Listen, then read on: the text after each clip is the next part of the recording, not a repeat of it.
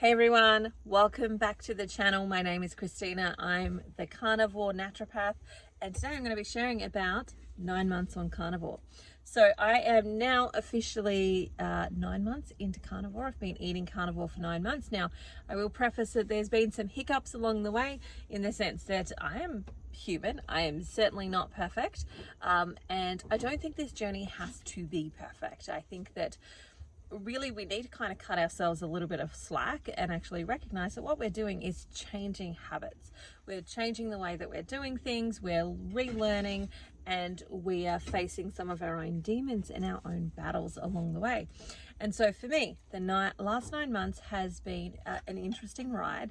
There's certainly been ups and downs along the way. There has definitely been some cake, and there's been, a pavlova, and there's been, some accidental honey, but majority of it has been quite a good experience, in the sense of, mostly I found it reasonably easy to stick to.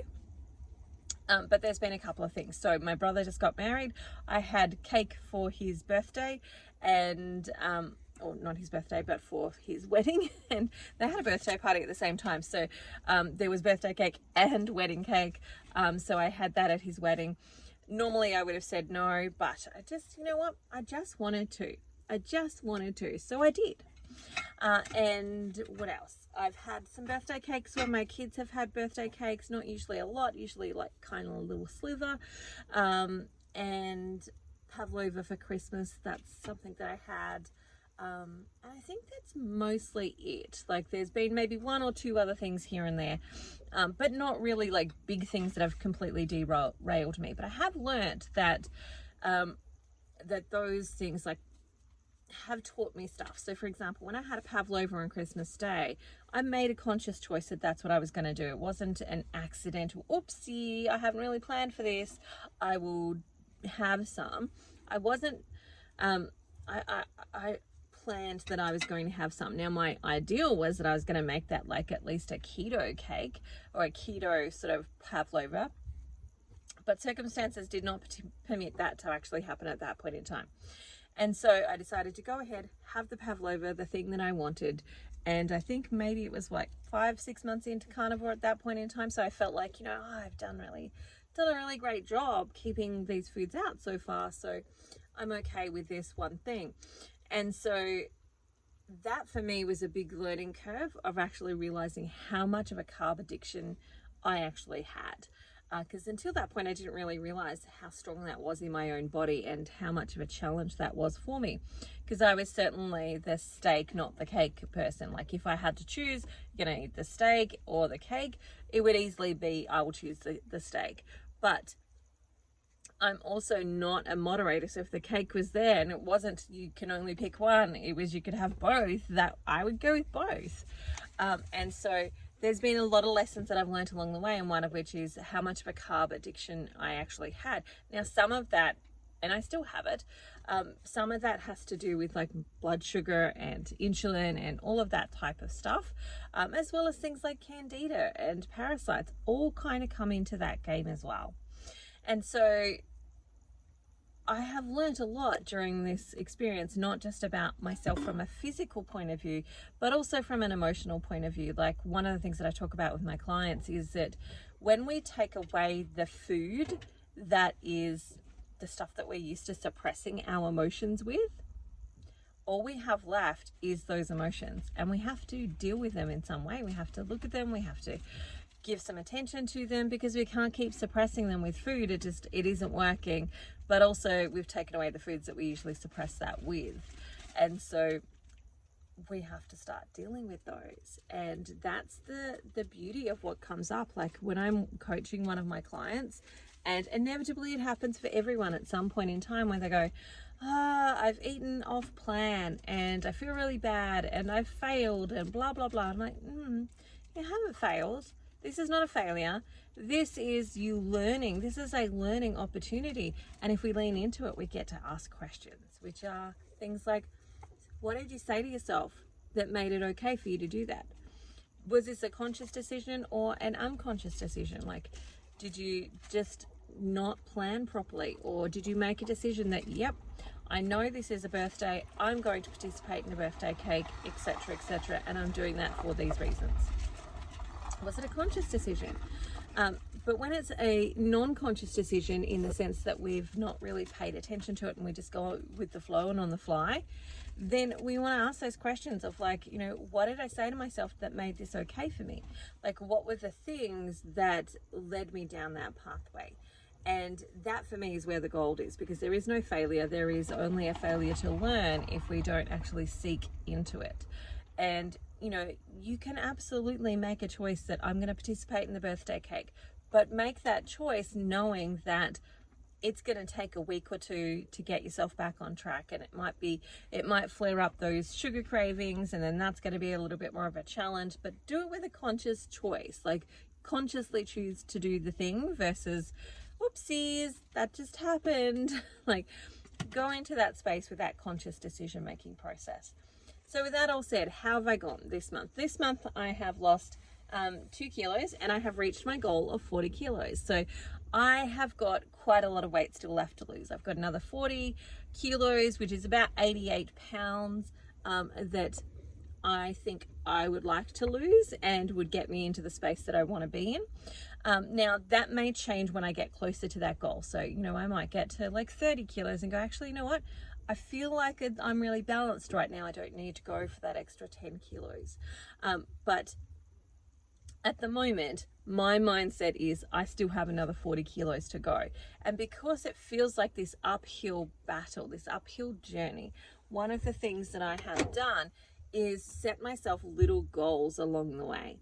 And those little goals are things like getting to different milestones. So one of my milestones was to get to the place where I was my lightest weight ever, where I had reached that space of I'm now currently my lightest weight. And then my next one was, you know, another milestone of like the next 5 kilos or the next 10 kilos. So reaching the 40 kilos is one of those sort of, it's the halfway point. I've reached the halfway point, and now it's the rest of the journey to go. And there's milestones along that as well. So there'll be the milestone of getting into 2 digits. There'll be the milestone of, like, you know, reaching a weight that I know that I have not been until, like, you know, high school or something else. Those types of things will be some of those milestones that I'll be looking at. But it's those little milestones and being able to celebrate along the way that have made it possible.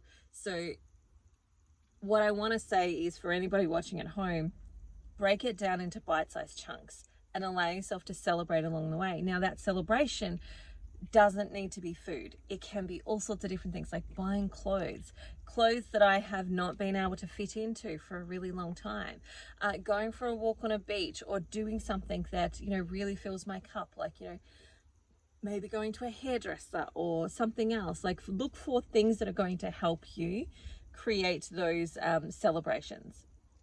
Because if you're like me and you've got a long way to go, you need to celebrate along the way for multiple different reasons. One of which, we want to create good positive neurology with getting to these actions. Because the reason I got to the place that I was at was because there was a lot of fear, there was a lot of hurt, there was a lot of emotions that were trapped in with those excess kilos as well.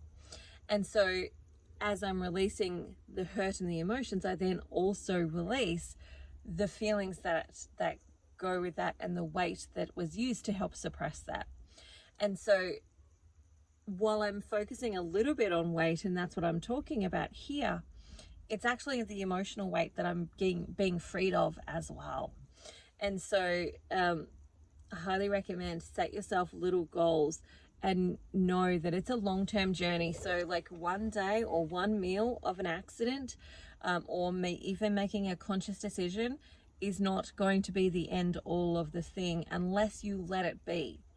And so again, with the wedding cake, I took that wedding cake knowing that it was probably going to take me a week or 2 to get back on track, or another sardine fast. And that brings me to this month. I did my first sardine fast, and that was a really interesting experience, because I don't love sardines. They're not my favorite. They're certainly, you know, they're not something that I would pick to eat for myself, but I wanted to get the benefits of the sardine fast, of the reduction in insulin, because I know that that's been a bit of my problem now. Like, I've got to the point where, you know, I've gotten rid of a lot of the blood glucose issues from reducing and removing the glucose from my system, or from my diet, but I still have some insulin resistance there, which is keeping the carbohydrates, or keeping my body continuing to process or produce glycogen to actually stop it from going into things like hyperglycemia. And so I thought I had the sardine fast on my list of things to do for a really long time, and I just hadn't got to it, because like I would get up in the morning and I would maybe eat bacon and eggs, and then I would forget, oh, that's right, I wanted to do the sardine fast. So I would forget to actually start it, like, I've blown it. Anyway, there was this one day where I'd had the honey, and I thought it was only 1/4 teaspoon of honey, but it was actually a full teaspoon of honey that was in my cup. My friend shared with me later. And so I had that thing, and as soon as I saw the honey, I knew that it would really push me over, that it was going to push me into that space of my blood glucose being out, and that it would cost me at least a week to get everything back into balance and get it functioning normally again. And so I thought, what better time to try the sardine fast and see if this actually helps. And so I did. I tried a 24-hour sardine fast. And the results were absolutely fantastic. Like, I saw what normally, and I know from having things like pavlova in the past, or having the birthday cake in the past, that takes out a week or two of me like moving forward, of progress time. And so I knew that honey would cost me a week or two in progress time. And within a day, it had gotten me down to where I was, and even a little bit better. And so then I thought, what if I see if I can do the 3-day sardine fast? Because that's 72 hours is kind of what you're really aiming for, to get some of these really good benefits of autophagy. And so I started that sardine fast with the idea that I'll start for 24 hours. And if I wake up in the morning and I can continue to go, I will go. And then if I can do the next day, I'll do the next day. By the time I did day 2, I'm like, there's no way on earth that I am not doing day 3, because I've already done 2 days of this. I'm going to do day 3. And so that helped me shift some of the stuff, because I'd been quite stagnant for a while. I'd been on this line of my lowest recorded weight as an adult. So I got to this point where I was like just dancing around this line of like, at this point, I'm not yet at my lowest weight, and at this point I am. So I would just like tiptoe over this line, and it smashed that line, and it got me to that place of the 40 kilos off. So this month I have lost 2.5 kilos, which is fabulous in total. I have lost as well 1 centimeter off my waist, and I've lost 5 centimeters around my chest and my back. So less back fat, folks. And so in total, I've lost about 6 centimeters, and that for me is amazing, because that's the other thing too. I think you should always remember to check your measurements, because weight loss on a scale doesn't always mean weight loss on your measurements, and no movement on the scale doesn't mean that you haven't actually lost any weight. It just means things have shifted around and changed a little bit. And so I always check blood glucose, ketones when I have the ketone sticks, and I check my weight and my measurements. About once a week I check measurements. Sometimes a little bit less often. This month I only checked twice instead of like 4 times. Now, again, I check those measurements because I want to know, am I not losing weight, but I'm losing like centimeters? And if that's the case, then I'm gaining muscle, and that's awesome too, because more muscle means I'm going to burn more fat, but also getting through some of that insulin resistance. And I'm not there. Look, I am certainly not there. I'm going to need to do probably once a month. I'm thinking that I might do a sardine fast, that I might aim for once a month, that I do a really good sardine fast and help me get my insulin resistance down, because it has been stuck in this high number for so long that it just takes time for that needle to move and for that to start to come down. So I'm thinking I'm going to probably need to do that once a month, at least. And I have toyed with the idea of doing it once a week. It's a really hard idea for me to do once a week, because the idea of doing it is like, oh my God, I don't want to eat sardines. But I kind of mentally weigh that up with, do I want the benefits versus the challenge that it faces? And there are times when, like, emotionally, I'm not going to be able to do that. Like, I don't have a uterus anymore, so I don't have a normal cycle anymore. And after having my uterus removed, like after anyone has their uterus removed or their tubes tied, it's usually about 5 years before the blood flow to those ovaries starts to dramatically reduce. So you really start to have a reduction in cyclic hormones. And so for me, I know that I don't really have a cycle every month anymore. I don't have the visible sign of I'm bleeding, right, to actually indicate that to happen. But I do have some other signs and symptoms that usually are present for me. And I know that I don't have that anymore, but I have, like, maybe once every couple of months, I will have tender boobs and all of that type of stuff. And I know that's when my cycle would like, that's when I would be entering into like an ovulation cycle, for example.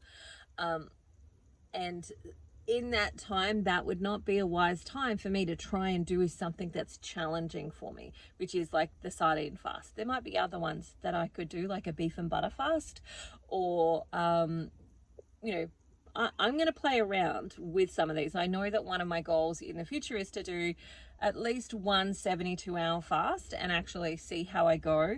And I'd love to actually measure the difference, because I know when I don't eat, I don't get into ketosis. I still don't get into ketosis when I've done, so far I've done like a 48-hour fast where I've not eaten for 48 hours in this cycle. I've done other fasts before. But I know I don't get into ketosis, and my blood glucose doesn't come down into like a really nice range. Like with the sardine fast, my blood glucose was hitting the 4s and early 5s. And that for me was like, yes and amen. And so I don't get into that when I'm not eating, because my insulin is too high. So that continues to push out glucose. My liver continues to make glycogen in response to too much insulin. And so that is why things like an eating fast can be really beneficial for somebody who's got insulin resistance and, you know, has been having experiences with type 2 diabetes. So there we go. There's a lot that's happened this month. We've moved, you know, we were living in a house. We moved out of a house. We went to a wedding. We're now back in another state. We've crossed 2 state borders there and back again. And a lot has happened during that period of time. But the key thing for me is that, you know, I've lost a bit over 2 kilos, which is fabulous. And it's 9 months in, and I'm not dead yet, by the way, just in case you're wondering, I'm still not dead yet, because that's something that people say all of the time. You're going to die. Your cholesterol will be huge. You're going to die from this. I'm like, not dead yet. So, that's my month. It's been great. I feel like if I was to sum up all of the things that have actually, all the benefits that I've received, that I wouldn't necessarily do it any justice, because I feel like I've received them over such a long period of time now that I almost forget. Like, I forget that I used to wear glasses and I needed to wear glasses to see and do all the things. I forget how tired I was and how many day sleeps I needed to have, and then I would just like pass out during the day. I forget, you know, that my hair is regrowing, although I don't forget that so much, because like I've still got, like, because I didn't cut it completely off to where it is, but like this here, this is all new growth from my hair growing back in after starting Carnivore. And so at some point I'm probably going to need to have another cut so that I can just balance and match it all out a little bit better than what it currently is. But I forget those things, except for the hair, because I still notice it, because I have to do stuff so that it kind of blends in a bit better, and it's more curly than it was previous to that.